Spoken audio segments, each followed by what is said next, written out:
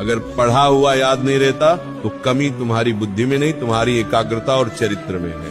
आज की वाणी से वह अग्नि निकलेगी जो तुम्हारे दिमाग के जालों को जलाकर राख कर देगी। अगर अपनी बुद्धि को लोहे से फौलाद बनाना है तो इस चर्चा को अंत तक पीना होगा। तुम रोते हो कि तुम भूल जाते हो, तुम परेशान हो कि परीक्षा सिर पर है और दिमाग खाली है। ये हार मान लेने का समय नहीं है। विद्या तो माँ सरस्वती का प्रसाद है और प्रसाद लेने के लिए हाथ नहीं, हृदय साफ होना चाहिए।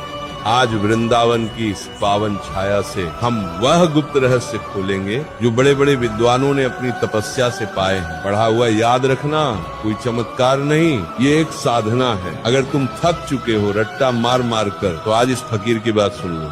तुम्हारी बुद्धि का द्वार खुल जाएगा और ज्ञान तुम्हारे भीतर ठहरने लगेगा। तू कहता है कि याद नहीं रहता, मैं कहता हूँ तुझे सब याद रहता है। तुझे वो पिक्चर की कहानी याद है जो तूने 3 साल पहले देखी थी। तुझे वह गाली याद है जो किसी ने बचपन में दी थी। तुझे वह अपमान याद है जो किसी ने भीड़ में किया था।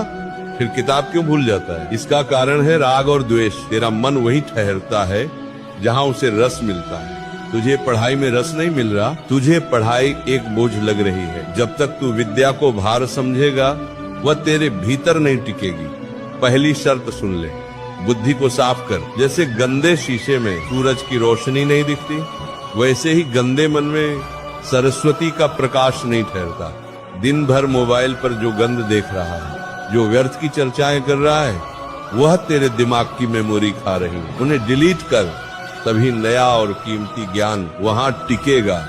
भगवान श्री कृष्ण गीता में कहा है, अभ्यासेन तु कौन्तेय, तू एक बार पढ़कर विद्वान बनना चाहता है, नहीं बनेगा। विद्या तपस्या मांगती है, मंथन कर। जैसे दूध को मथने से मक्खन निकलता है, वैसे ही पढ़ने के बाद किताब बंद कर और आंखें मूंद कर सोच कि तूने क्या पढ़ा। उसे मन ही मन दोहरा, लिख कर देख। जो हाथ से पन्ने पर उतर जाता है वह बुद्धि में छप जाता है। तेरा हाथ तेरी बुद्धि का साथी होना चाहिए।